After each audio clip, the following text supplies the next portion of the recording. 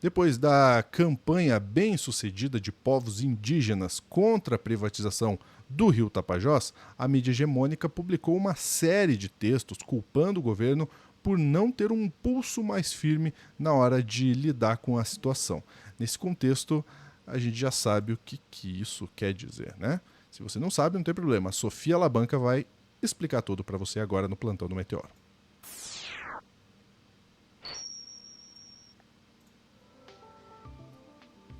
Muito bem, vamos lá. Sofia Labanca está aqui com a gente. Sofia, vindo da mídia hegemônica, a gente não se surpreende, mas para quem não entendeu, o que isso quer dizer? Lúcio, a gente está falando aqui da, da, da questão do rio Tapajós, né? Que estava rolando aí um processo de concessão, né? Seria uma desestatização e uma concessão do rio Tapajós, que daí seria dragado para fazer transporte de grãos. E a maior interessada em tudo isso é a Cargill, uma das gigantes multinacionais aí do agronegócio, porque seria os grãos aí da Cargill que estariam sendo transportados pelo rio Tapajós. Acontece que essa dragagem aí do Tapajós seria, bem dizer, a destruição do modo de vida de vários povos indígenas da região, especialmente do povo Tapajó, que já tem esse nome justamente, perceberam? Rio Tapajós, os Tapajós. Porque assim, eles chegam a dizer que eles não. Eles são o rio, sabe? O modo de vida deles é com aquele rio, então não teria como eles manterem o rio, o modo de vida deles, se isso acontecesse com o rio. E, em teoria, eles deveriam ter sido passado por uma consulta prévia. Antes de fazer qualquer coisa, deveriam ter sido consultados, o que não aconteceu. Isso levou aí a uma série de protestos por parte dos Tapajós, mas também de outros povos da região, que no começo estavam acampando na frente da Cargill. Como isso não funcionou, eles invadiram e ocuparam os galpões e passaram a acampar dentro dos galpões da Cargill. E depois de praticamente um mês de luta, eles conseguiram que o governo cedesse e voltasse atrás com o decreto que fazia aí essa desestatização do rio Tapajós. Aí começou a choradeira da mídia hegemônica. Vamos começar aqui, Lúcio, pelo Estadão, que soltou aqui, ó, opinião do Estadão. Um governo pusilânime, né? Um governo fraco, que eles quiseram dizer assim, porque tem que escrever bonito, né? Tem que escrever bonito, é pusilânime. Não, é um governo fraco, que eles estavam dizendo. Ao revogar decreto das hidrovias na Amazônia, após vandalismo de indígenas e ambientalistas, o governo Lula transforma a capitulação em escuta e reforça a ideia de que gritar compensa. Só essa chamada já me faz ferver o sangue. Vandalismo de indígenas e ambientalistas. O que estavam planejando fazer com a porcaria do rio era o quê? Era o quê? Sabe? Estilo, era literalmente destruir o modo de vida dos povos da região. Isso não é vandalismo. Vandalismo é eles ocuparem os galpões da Cargill. Mas enfim, vamos pegar um trechinho aqui que eu queria destacar do texto. Também merece registro o radicalismo de parte das organizações que lideraram os atos. Questionar impactos ambientais e exigir consulta prévia é direito assegurado. Sim, e não estava sendo feito. Transformar qualquer iniciativa de infraestrutura em sinônimo de devastação iminente é outra coisa. A denúncia automática de ataque aos povos originários tornou-se atalho retórico para interditar o debate, que esses grupos não se queixem quando são vistos como obstáculos permanentes ao desenvolvimento regional. Inacreditável, né? Inacreditável. Vamos lá. É direito assegurado. Sim, é direito assegurado, mas não estava sendo feito. Não estava sendo feito. Não foi feita a consulta prévia. É muito fácil escrever no papel que é direito assegurado. e ignorar quando chega nas vias de fato. A denúncia automática de ataque aos povos originários. Eles chamam de denúncia automática porque, a princípio, o que seria feito seria apenas um estudo. E depois que, de acordo com o estudo, seria feito ou não a dragagem. Queridos, por que vocês vão fazer o estudo da dragagem se vocês não têm intenção de fazer a dragagem? Você jura para mim que vocês que o governo ia ter todo o trabalho de fazer o estudo para ver os impactos ambientais só para depois dizer, não, tá negado? Gente, isso é uma volta a gente compra, né? Agora, a parte que me pega mesmo é esses grupos tá se referindo aos indígenas, não se queixem quando são vistos como obstáculos permanentes ao desenvolvimento regional. Que desenvolvimento, caralho? Que desenvolvimento? Porque eu não sei, a última vez que eu chequei, a gente estava entrando numa crise climática que bota em risco a própria existência da espécie humana. Que não foi por causa dos indígenas que isso aconteceu. Eu queria saber que desenvolvimento é esse que em 2 séculos destruiu o planeta a ponto da gente não saber se vai ter um século 22. Que desenvolvimento é esse? Desculpa, mas devolve tudo para os indígenas e acaba com o Brasil, que é mais seguro para a espécie humana. Não estou dizendo nem para o planeta, para a espécie humana. Mas, enfim. Parando de pistolar aqui contra o Estadão, vamos pistolar agora contra o Globo. Lula erra ao ceder a chantagens de grupos indígenas. Diz o Globo. Ao suspender estudo para a concessão de hidrovias em Rio Amazônico, o governo é conivente com atos violentos. Ok, fazer a dragagem destruir completamente o modo de vida de um povo inteiro não é um ato violento. Ato violento é entrar nos galpões da Cargill. Tá, ok. Mas vamos lá. Vamos lá pegar um parágrafo aqui que eu queria destacar. Representantes dos povos indígenas têm todo o direito de se opor a um decreto governamental e a expor suas reivindicações. Concordo. Nada impede também que se discutam os termos do projeto. Concordo. Isso é saudável para a sociedade. Concordo. Mas não é tolerável invadir propriedades e praticar vandalismo contra empresas essenciais para o êxito do pujante setor do agronegócio brasileiro. Agora a gente sabe quem que tá por trás desse texto. Né? Está certa a Associação Brasileira de Terminais Portuários ao qualificar atos de violência contra uma empresa privada que não possui ingerência sobre a pauta apresentada como improdutivos e prejudiciais ao legítimo espaço democrático de diálogo. A aceitação da baderna só contribui para deteriorar o ambiente de negócios e afugentar investimentos do país. Vamos lá.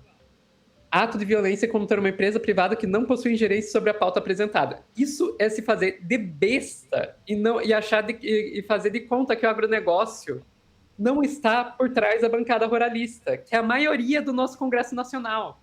A maioria do nosso Congresso Nacional hoje, gente, é verdade, mais da metade do Congresso Nacional se coloca como parte da bancada ruralista.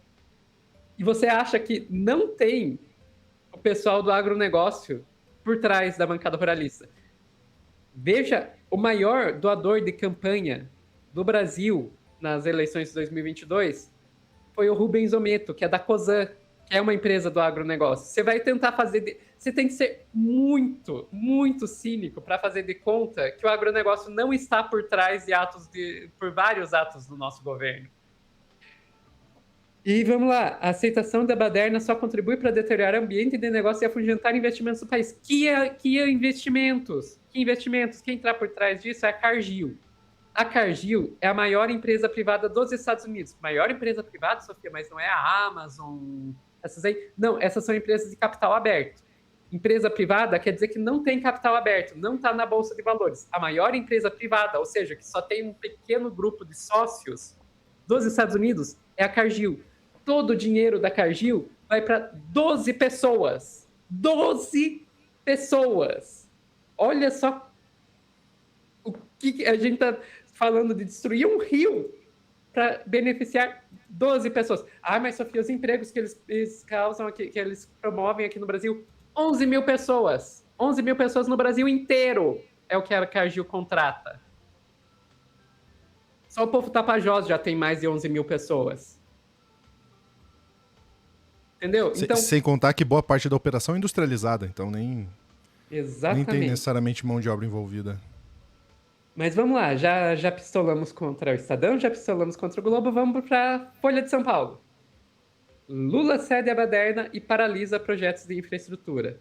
Após invasão de propriedade por indígenas contrários a estudos de hidrovias, governo anula decreto. Demandas devem ser canalizadas pelas vias democráticas e não por meio de depredação de ativos essenciais ao agronegócio. Vamos lá para a parte que eu queria destacar desse texto, que está aqui.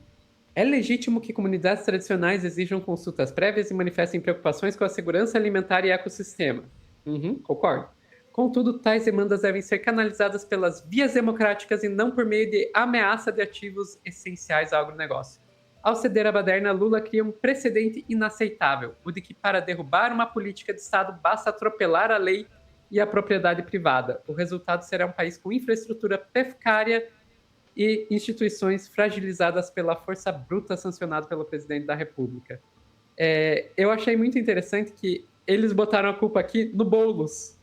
A tentativa do ministro Guilherme Boulos, Secretaria-Geral, de classificar a capitulação como escutativa é um assinte que não resiste aos fatos. Em um ano eleitoral, Lula parece mais preocupado em blindar sua imagem junto a setores radicais de sua base, como simpatizante pessoal de Boulos, do que garantir segurança jurídica para atrair investimentos. Eles estão culpando Boulos. Gente, é sensacional. Mas é interessante mostrar isso porque, basicamente, a gente teve um racha dentro do governo Lula. Dentro do governo Lula. A gente tinha, por um lado, o ministro de Portos e Aeroportos e o ministro da Casa Civil, Rui Costa, se colocando a favor desse decreto, enquanto a gente tinha do outro lado Boulos, né, que é o secretário-geral que é o ministro-chefe da Secretaria-Geral da Presidência da República, a Marina Silva, do Ministério do Meio Ambiente, e a Sônia Guajajara, do Ministério dos Povos Originários, se colocando contra esse decreto. E o grupo Marina, Boulos e Sônia venceu nessa disputa, não graças à força deles, graças à força dos povos originários, vamos e convenhamos, né? Porque eles sozinhos não conseguiriam vencer essa disputa. E eu acho importante trazer isso para a gente ver o que significa fazer frente ampla, que falam tanto do que precisamos de uma frente ampla. Gente, frente ampla é você colocar esse tipo de situação. O povo que quer dragar o rio e destruir a modo de vida de povos originários e representantes dos próprios povos originários dentro do mesmo governo. Não tem como isso dar certo. Não tem como isso dar certo, Lúcio. Mas enfim, é isso. Cheguei. Parei. Depois dessa pistolada, eu quero desafiar você que está nos assistindo a divulgar mais esse corte em especial. A gente tem eu tenho uma tendência a olhar quando a gente fala sobre direito dos povos indígenas, dos povos originários. Os cortes não vão bem. Ninguém assiste. Existe um desinteresse pelo assunto. Mas veja, quando a gente está falando não só de cuidar desses povos que são super importantes, a gente está falando também de cuidar do meio ambiente, a gente está falando de cuidar do futuro do nosso país, futuro do nosso planeta. Então, se você puder, compartilha esse corte, compartilha no Instagram, compartilha no Twitter, no X, ou como você chamar, no Threads, enfim, em toda a rede social que você puder, para a gente chegar mais longe, porque esse tema é de extrema importância. Não por acaso os jornais grandes estão colocando um espaço específico para falar sobre isso no jornalão deles. Porque é importante para nós e para eles é uma torneira de dinheiro que se fecha. Para nós, se isso passasse, era mais uma agressão ao nosso meio ambiente, mais uma agressão aos povos originários, mais uma agressão ao planeta. Então é importante que a gente divulgue. E aí, Sofia, a única coisa que eu queria trazer, porque acho que todas as informações, inclusive a própria pistolada que você trouxe, representa todos nós, né? Acho que está muito completo o corte. A única coisa que eu queria trazer para vocês é que, de fato, né, quando você coloca partidos como União Brasil, como o próprio Podemos, esses partidos na sua... Ou o PT da Bahia. Também. Isso é um problema, porque você está colocando interesses que não necessariamente representam aqueles que votaram em você junto no mesmo bolo. E aí tem isso, né? Tem essa disputa interna do governo. Geralmente o dinheiro ganha.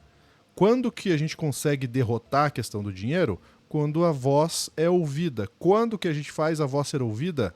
Quando a gente protesta. Não existe protesto sentado, calado. Né? Os jornalões falam aí, né? Ah, porque foi uma baderna, foi não sei o que, gente. Não existe protesto para você ser ouvido se você ficar sentadinho só esperando acontecer. Né? Então, sim, os povos fizeram muito corretamente o seu protesto. Né? Eu vi o comentário da Sofia aqui no chat. Não é Dadai. Ah, Dadai, perdão. É isso aí, né, minha gente? É isso aí.